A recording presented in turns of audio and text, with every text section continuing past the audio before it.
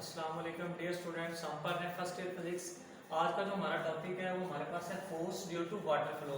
तो बच्चों third chapter का आज हम ये टॉपिक डिस्कस करने जा रहे हैं, जिसमें हम देखेंगे कि हमारे पास जब वाटर फ्लो कर रहा होता है तो हमारे पास उस पर कौन सी फोर्स होती है, उसके आज हम डेरिवेशन करेंगे, उसका एक कंप्लीट फार्मूला निकालेंगे। तो बच्चों आप गौर करें, आपको ये नजर आ रहा होगा, ये हमारे पास एक पाइप है, हॉरिजॉन्टल पाइप है, जिसमें हमारे पास वाटर के आप किसी सोर्स से इसको वाटर दे दें तो इस ये जो आपका हॉरिजॉन्टल पाइप पड़ा हुआ है इसमें वाटर क्या करेगा, फ्लो करेगा। नेक्स्ट वाटर, ये जो पाइप है इसके आगे आपने कोई वॉल लगाई हुई है, आप किसी वॉल से ही आपका वाटर गया जाके कोलाइड होता है। अगर आपने वॉल लगाई हुई है तो ये वॉल पे जाके नॉर्मली कोलाइड करेगा, यानी उसके परपेंडिकुलर जाके कोलाइड करेगा। अब वॉल से टकराने के बाद ये क्या है, रेस्ट पे आ जाएगा, यानी ये स्ट्राइक करेगा।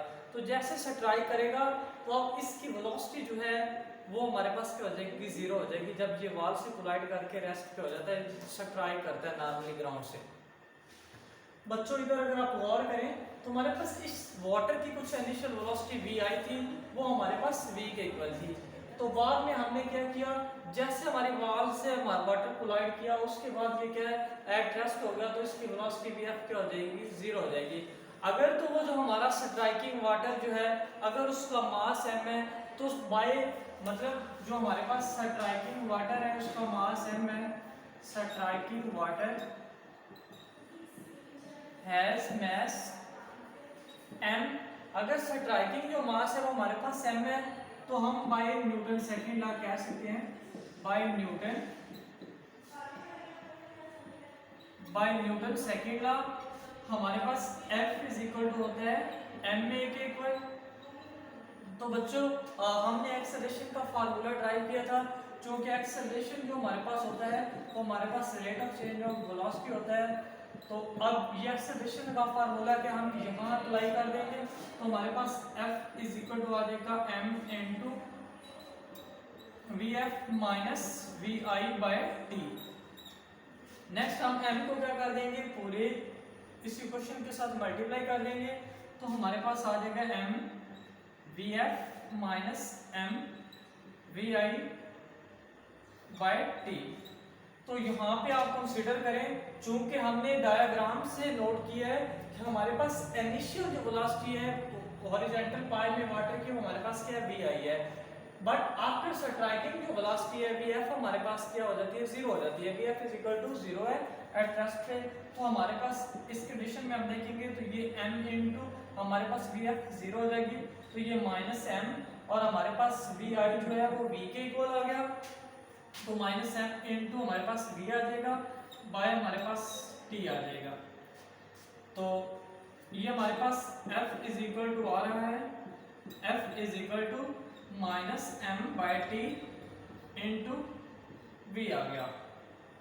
नेक्स्ट बच्चों देखिए, हमारे पास हर एक्शन का क्या होता है, बाय न्यूटन थर्ड लॉ अगर हम देखें तो हमारे पास न्यूटन थर्ड लॉ ये कहता था कि हर एक्शन का हमारे पास क्या होता है, कोई ना कोई रिएक्शन होता है। तो अब बाय न्यूटन लॉ हमारे पास फोर्स जो है, वाटर जो है वो वॉल पे एक फोर्स लगाएगा, उसके अपोजिट डायरेक्शन में देखिए वाटर जो आ रहा है वो जैसे नॉर्मली वॉल से स्ट्राइक करेगा उस पे एक फोर्स लगाएगा, उसके वो जो वाटर फोर्स लगा रहा है वो हमारे पास उसका क्या एक्शन है, उसके अपोजिट में वॉल क्या करेगी, वाटर पे एक फोर्स लगाएगी जो कि रिएक्शनल फोर्स होगी। सो बाय न्यूटन थर्ड लॉ हमने जाना कि एक्शन और रिएक्शन फोर्स के इक्वल है। अगर तो ये हमारे पास एक्शनल फोर्स है तो इसकी रिएक्शनल फोर्स होगी तो वो हमारे पास इसकी अपोजिट में होगी, तो F is equal to minus into minus m by T into v के इक्वल आ जाएगा।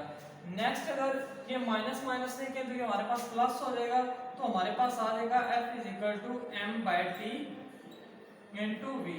तो बच्चों ये हमारे पास है force due to water flow. Force is equal to mass पर second multiply by velocity change. तो हम इसको लिख सकते हैं, फोर्स जो है वो हमारे पास इक्वल है मास पर सेकेंड, मास पर सेकेंड मल्टीप्लाई बाय वेलोसिटी। तो ये था बच्चों हमारा पास force due to water flow. Next हम डिस्कस करेंगे momentum and exclusive forces. Next हमारा टॉपिक जो है वो चैप्टर नंबर 3 का ही है। वो हमारे पास है momentum and explosive forces. Momentum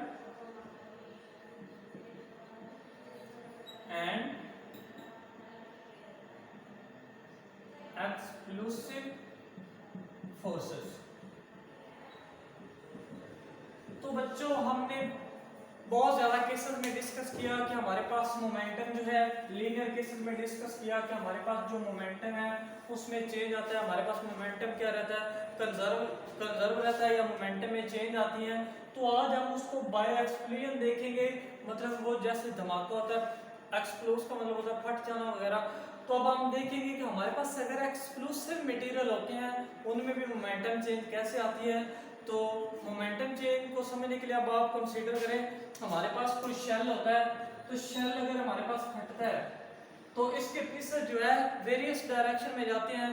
तो हम कह सकते हैं कि इसमें जो हमारे पास मोमेंटम चेंज है, मतलब देखिए ये इसका मैस m था, तो इसके बाद ये शेल क्या होगा, ब्रस्ट हो गया। ब्रस्ट होने के बाद अब ये मुख्तलिफ पीसेस में गया तो एक m1 हो गया। फर्स्ट करें इनिशियल मास इसका m था, तो अब इसके बाद इसका मैस कोई m हो गया। इसके बाद इसका कोई और पीस बना, ये हमारे पास m2 हो गया।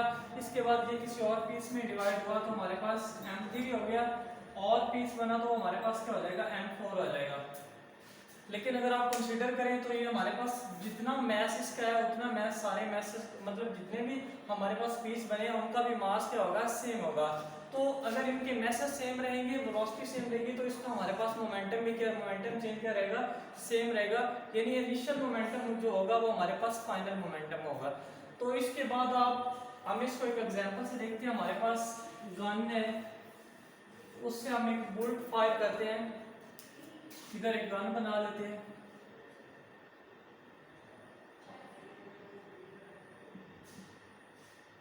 ये हमारे पास गन है कोई, तो इसमें हम क्या बना लेते हैं, एक बुलेट बना लेते। इसके अंदर बुलेट है, यहाँ पे बुलेट्स हैं, ठीक है।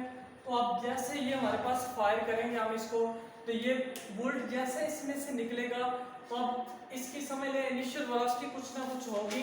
तो अब देखिए इससे जैसे बुलेट फायर होगा तो ये क्या करेगा, बुलेट फॉरवर्ड जाना मूव करेगा। इसके बाद हमारे पास जो बुलेट फॉरवर्ड जाना मूव करेगा और गन क्या है, बैकवर्ड जाने में मूव करेगी। लेकिन शेल बर्स्ट होने से पहले इसकी जो वेलोसिटी है वो हमारे पास क्या है, जीरो है। इनिशियल वेलोसिटी बुलेट और इसकी गन की वेलोसिटी क्या है, जीरो के इक्वल है। और हमारे पास ये जो शेल है, शेल का मैस हमारे पास स्मॉल m है और ये जो गन है इसका जो मैस है वो कैपिटल M है। तो अगर हम by law of conservation of momentum देखें तो हमारे पास law of conservation of momentum ये कहता था कि initial momentum is equal to है फाइनल मोमेंटम के। इनिशियल मोमेंटम अगर फाइनल मोमेंटम के इक्वल, चूंकि हमने कहा हमारे पास इनिशियल वेलोसिटी जो है वो रेस्ट पे है, तो ये m into v i zero है, तो ये जीरो हो जाएगा, प्लस ये गन है तो इसका भी क्या हो जाएगा, जीरो। तो हमारे पास नेक्स्ट इसका फाइनल मोमेंटम है। अब देखिए अगर ये जो ब्रस्ट हो रहा है इसकी वेलोसिटी हमारे पास, ये जो शेल है उसकी वेलोसिटी v है, तो उसके बैक में जो हमारे पास शेल जैसे ब्रस्ट होगा तो गन जो है वो पीछे हल्का सा झटका लेगी। अब उसकी जो वेलोसिटी है उसको हम कह देते हैं कि वो हमारे पास v प्राइम है और वो जो शेल है उसकी वेलोसिटी क्या है, v है। तो हम इसको लिख सकते हैं mv प्लस mv डैश, ये mv प्राइम से डिनोट कर सकते हैं। बच्चों अब देखिए ये हमारे पास टोटल मोमेंटम किसके इक्वल है, जीरो के इक्वल है, तो ये हमारे पास mv प्लस mv प्राइम के इक्वल आ जाएगा। नेक्स्ट अगर आप फॉलो करो तो ये हमारे पास mv इधर आ जाएगा, तो mv is equal to minus mv is equal to mv prime के इक्वल आ जाएगा। अगर आप कंसीडर करें तो हमारे पास ये जो v प्राइम है m इधर मल्टीप्लाई हो रहा है, इधर आके डिवाइड हो गया, मैसेज को हम अलग कर लेते हैं, तो ये हमारे पास आ जाएगा minus m by m is equal to v prime by v के इक्वल है। तो इसमें हमें ये क्लियर हो रहा है कि हमारे पास जो वेलोसिटी है वो मैसेज के इक्वल है, यानी हमारे पास जो चेंज इन मोमेंटम है वो हमारे पास क्या रहा, this show that momentum of gun is equal and opposite that, मतलब मोमेंटम दोनों का क्या है, इक्वल है, और अपोजिट ये नेगेटिव साइन शो करवा रहा है कि दोनों का मोमेंटम तो इक्वल है लेकिन वो बुलेट के क्या है, अपोजिट डायरेक्शन में है। नेक्स्ट अगर आप इसी इक्वेशन पे गौर करें तो यहां से एक बात क्लियर होती है कि हमारे पास जो दोनों मैसेज हैं, यानी मैस जो है वो वेलोसिटी के साथ क्या रखता है, इनवर्स रिलेशन रखता है। यानी अगर बुलेट का मैस ज्यादा है तो उस बुलेट की वेलोसिटी क्या हो जाएगी, यानी मैस जो बुलेट का है उसका भी वेलोसिटी के साथ क्या है, इनवर्स रिलेशन है। उसके बाद अगर गन का मैस है तो वो भी उसकी वेलोसिटी के साथ क्या रिलेशन रखता है, इनवर्स रिलेशन रखता है। तो इसका ये मतलब हुआ अगर बुलेट की वेलोसिटी हमारे पास ज्यादा तब होगी जब उस बुलेट का मैस क्या होगा, कम होगा। सिमिलरली अगर हमारे पास मैस जो है गन का वो ज्यादा होगा तो उसकी हमारे पास जो वेलोसिटी है वो हमारे पास उसका जो जर्क है जो हमें पीछे जो झटका देगी वो हमें क्या देगी, कम देगी। तो बच्चों ये था हमारा momentum explosive forces. Thank you very much.